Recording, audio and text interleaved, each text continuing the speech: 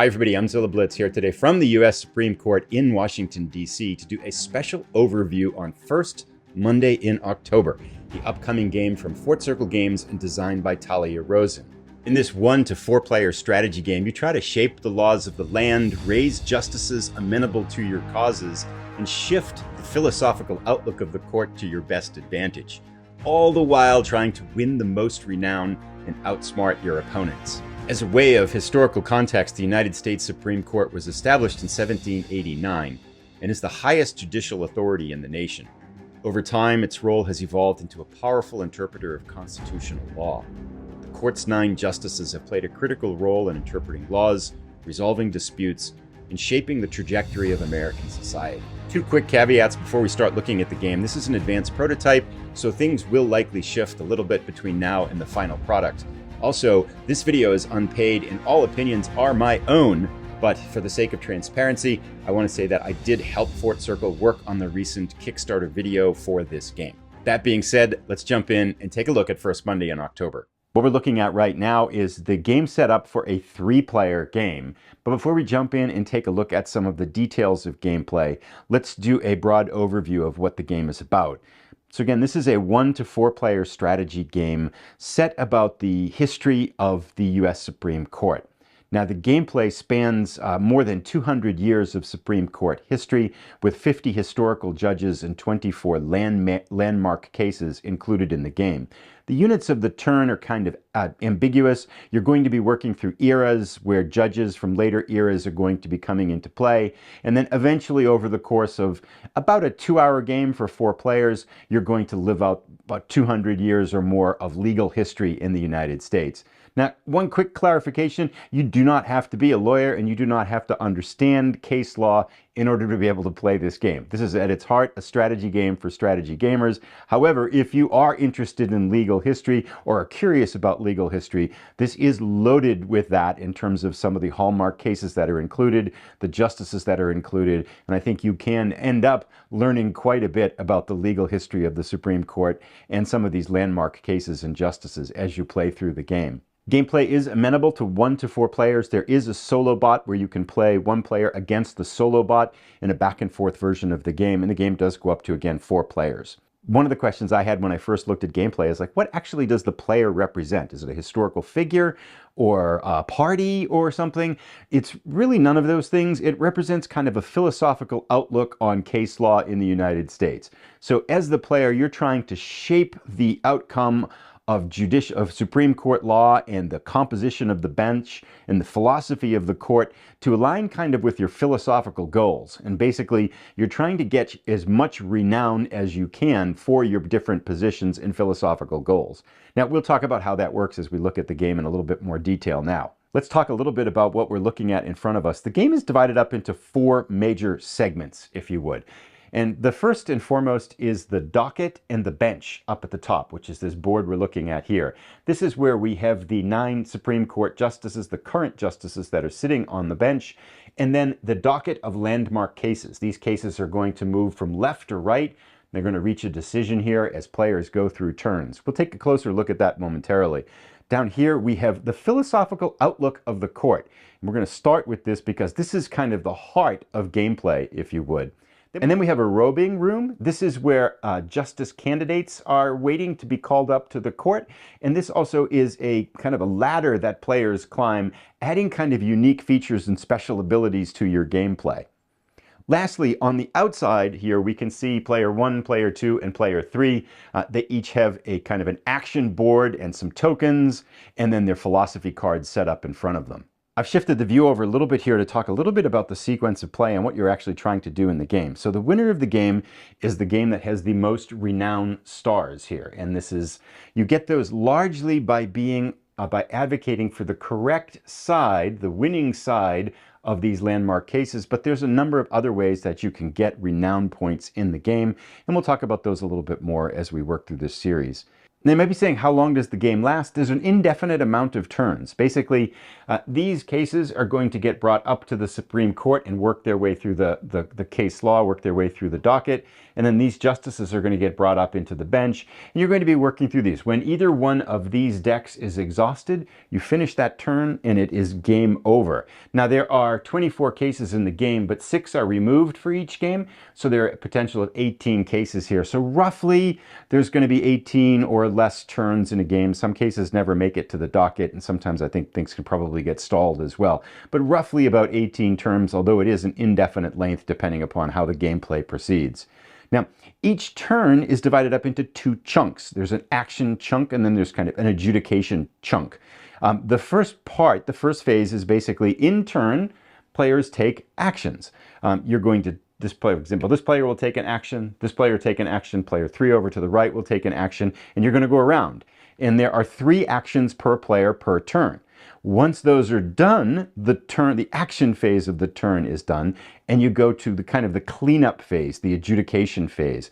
And what's going to happen there is, if there's any vacancies, if there are vacancies on the bench, you're going to bring up some of these candidates to fill those vacancies. You're going to determine the outcome of the decision phase up here on this case that's over here in the Supreme Court. And then you're going to age out justices. And there's a few other things that happen, but basically you're recycling the cases and the justices in that phase. Once that's done, you go back again and you're doing your turn order again and go all the way through. Now, the first turn player switches as things go through, and there's other subtleties to talk about, but that's the essence of gameplay, is a lather, rinse, repeat on those turns until you exhaust either the justices or the cases, in which case the game ends. And with that being said, let's talk about how this game works and what you're trying to do as a player. As we look at the individual components of the game, I want to start with this philosophy track here, because this is the heart of gameplay, and understanding how this works is critical to understanding how the gameplay works. Now, we can see here there are 4 tracks with silver at the top here and gold at the bottom. And we can see that each of the 2 colors are divided up into a darker element and a lighter element. So dark silver, light gold, and dark gold down here. Now, each of these 4 tracks represents 4 different philosophies, if you would, or philosophical outlooks of the current Supreme Court. We have the commerce element, which is here, executive power representing the power of the US president, freedom of speech is here, and then here is equality and liberty. You might be asking, okay, what does silver represent and what does gold represent? In general, silver represents a more centralized federalist approach of government, where power resides in the federal government. Gold represents that opposite, kind of an anti-federalist application, which supports a more decentralized approach to government with less power concentrated at the federal level. And we can see that each one of these tracks has a marker that sits in these spaces representing the philosophical outlook of the current Supreme Court justices as a whole. And now we get to look at what is my favorite part of the game. This is the docket and the bench. And the bench, of course, is our 9 current justices, and the docket is the trials that are working their way through this, working their way up to and through the Supreme Court. Now, let's start with the cases here. In the adjudication phase, these cases are going to move left to right, and one of these cases at the decision level is going to get decided on, and it's going to get removed from the game. Now, how does the case get decided? You'll notice that each one of these cases, for example, if we look at Brown versus the USA, it has a silver side and a gold side, right? And the little arrow right now is pointed toward the gold side to indicate if we look down on the philosophical track, we can see that the freedom of speech issue, the philosophical bent of this court, is towards the anti-federalist gold viewpoint. So if this case makes it here to this decision level, it's going to get decided for USA, because that's the current philosophical outlook of the court with regards to free speech. Get it? Now comes the next cool step. One of the actions you can do as a player, every player has 14 clerks. One of the actions you can do is place a clerk or 2, and sometimes more over subsequent turns, on a particular side of a case. Now, the number of clerks on a side of a case doesn't determine who wins the case. It's the philosophical outlook of the court. But if a case gets down here to the decision level and you have more clerks on the winning side of the case based upon the philosophical outlook of the current court, you get to keep the card and you get renown. Basically, you're advocating for the right side of the case and you're going to get this renown value for being on the winning side of the case. Pretty cool, huh? And so that's in essence the gameplay. But now comes the really cool part, is this isn't going to stay this way. And you have a lot of actions that can change the philosophical outlook of the court. And so you could start by placing some clerks up here, and then if you can shift the philosophical outlook of the court to the other way, all of a sudden you're on the winning side. So part of this, the battle in this game, is getting clerks on the right side of the cases and then shifting the philosophical outlook of the court to represent how you want these cases to get judged. And with that in mind, we can now take a look at a really cool thing about the justices. So let's take a closer look at the justices themselves. And so now we can take a look at the justices, keeping in mind what we're trying to do with shifting the philosophy of the court. We can take a look at the justice cards and see how those work. We have a name of a justice. The S designates he's one of the starting justices in the game. Up here is the retirement die. So there are 3 different types of retirement dice.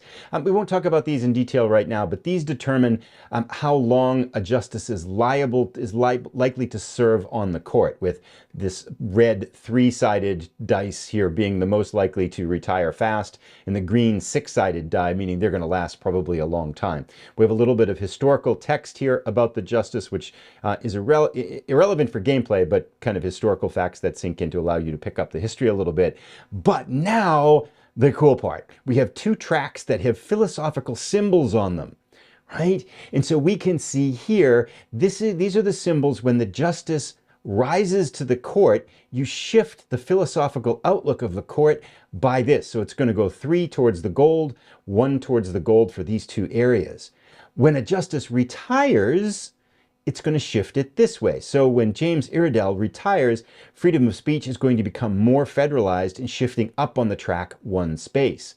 The Chief Justice over here, Thomas Johnson, their effect doubles. So when Johnson retires, this is going to go up 2 and this is going to go up 2 instead of 1. So now one of the actions you can do in your turn is age a justice, or you can support a rising candidate. So as we look at these and consider these shifts that happen when justices retire or new justices rise to the bench, if you orchestrate those with intent, you can shift the philosophical outlook of the court to help you win more cases. So you're trying to support candidates you want to come in and trying to retire by aging, which is an action, candidates that don't support your needed philosophical views. So that shows us the docket, the bench, and we've seen the philosophical outlook of the court. There's also this robing room, which has 2 key features. One, these are the 3 potential candidates that are going to rise to the bench after other justices retire. And one of the actions you can take is to support these. We'll talk about how that happens in the next video in the series, but you can support a justice. So again, looking here, you can kind of pick justices that will be in favor of your causes. These are all decentralist judges coming up here, but that's usually not the case. Now, over here also in the robing room, we have an action you can take is to advance your little token up here in the robing room, and this gives you usually one-time actions.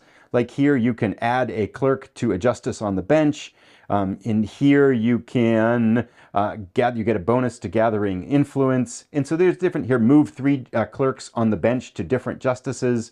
You can remove a candidate. And the highest one here is you can impeach a justice, basically get one out of the game that you don't, that isn't helping your causes here. And so this is a track that players can move through, taking actions to kind of create some different, unique elements of gameplay to help you advance your causes in the game. Let's take a look at the pieces, the action board, and the philosophy cards that a player has as they're playing the game. It's the last component of gameplay to look at. So here is the action board with the 6 actions that players can take.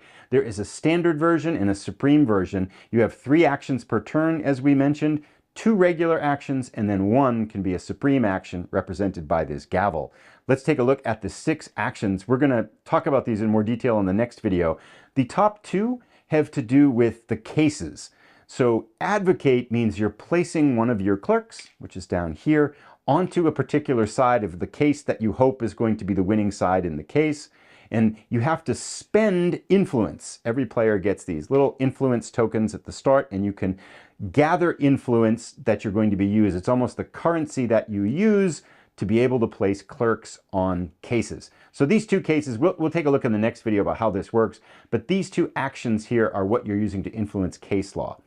Retirement means you can try to age a judge, a justice, and get them out of the game.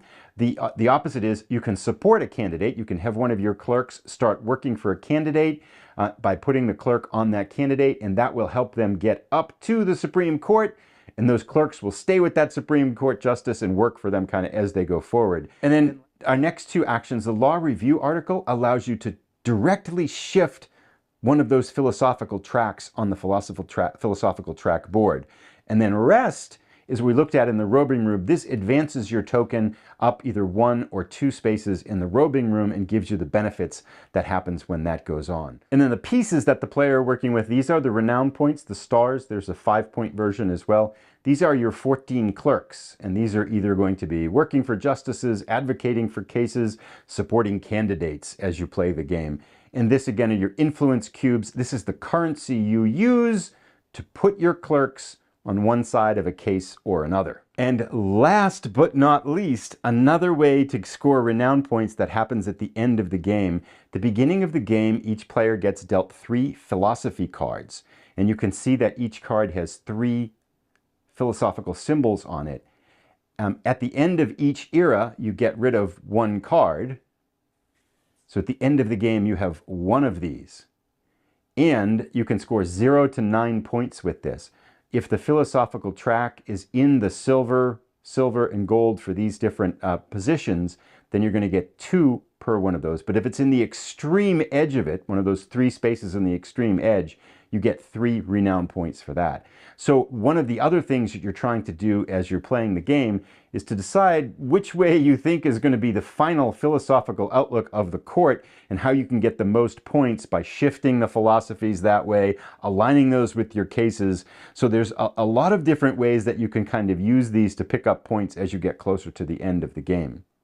Now, there's a few other elements of gameplay that we haven't talked about yet, things like writing opinions or dissents for cases that get decided at the Supreme Court level, and then also how, when you have clerks working with a justice on the bench there, how does that influence gameplay? So there's some things we've left out and some other subtle elements of gameplay, but this in essence is the core and the heart of gameplay. Now, I'll be back in a few days with a gameplay example that will show this in action, and I think will help clarify a lot of what we talked about. I'll put a link to that as soon as it's ready. Thanks for watching, everybody. Have a great day.